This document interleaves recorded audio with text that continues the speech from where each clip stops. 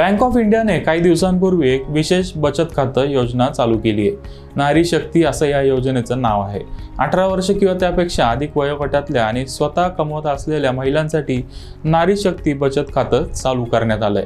नारी शक्ती हे फक्त बचत खातं नाहीये, तर नारी शक्तीमधून महिलांचं आर्थिक सक्षमीकरण साधलं जाणार आहे, अशी माहिती बँकेने दिली आहे। आता नारी शक्ती बचत खात्यातील विविध सुविधांवर एक नजर टाकूया। यामध्ये पहिली सुविधा आहे विमा संरक्षण। नारी शक्ती बचत खात्यामध्ये महिलांच्या सुरक्षेची काळजी घेण्यात आली आहे। या बचत खात्यात 1 कोटी रुपयापर्यंत सर्वसमावेशक असा अपघाती विमा मिळतो। दुसरी सुविधा आहे आरोग्य विमावर सवलत। नारी शक्ती बचत खात्यात महिलांना आरोग्य विमा आणि वेलनेस प्रोडक्टवर आकर्षक सवलत मिळते। वाढत्या महागाईमुळे उपचारांचा खर्च वाढतोय, त्यामुळे आरोग्य विमा असेल तर उपचारांच्या खर्चात बचत होते। तसेच वेलनेस प्रोडक्टमुळे तुमचं आरोग्य देखील उत्तम राहतं।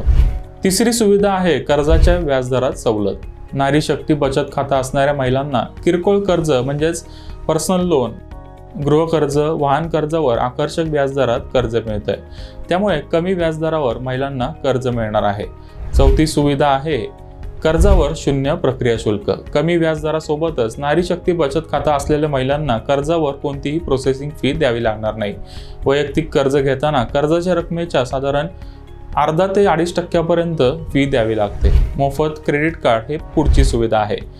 या महिलांना मोफत क्रेडिट कार्ड सुविधेचा लाभ घेता येईल। यामुळे व्यवहार करणं सोपं होईल आणि अकाउंटमध्ये पैसे नसल्यास देखील व्यवहार करता येतील। पुढची सुविधा आहे लॉकरवर सुविधा। महिलांकडे सोनं, चांदी किंवा हिऱ्याचे दागिने असतात। दागिने घरात ठेवणं जोखमीचं असतं, त्यामुळे बँक लॉकरची गरज पडते। या योजनेअंतर्गत डायमंड बचत खातेधारकाला लॉकर सुविधेवर आकर्षक सवलत मिळते। ही सुविधा प्लॅटिनम बचत खातेधारकांसाठी मोफत आहे। नारी शक्ती बचत खात्यात अनेक सुविधा असल्याने ते किती फायदेशीर आहे हे तुम्हाला समजलं असेल। नारी शक्ती बँक ऑफ इंडियाच्या कोणत्याही बँकेत शाखेत जाऊन तुम्ही चालू करू शकता। तसंच बँक ऑफ इंडियाच्या वेबसाईटवर जाऊन देखील हे अकाउंट उघडता येईल। नारी शक्ती खातं उघडल्यानंतर प्रत्येक खात्यासाठी व्यावसायिक सामाजिक जबाबदारी निधी म्हणून म्हणजे CSR फंडासाठी 10 रुपये देण्यात येणार आहेत। या CSR फंडचा वापर महिला आणि मुलींच्या सामाजिक तसेच आर्थिक विकासासाठी होणार आहे।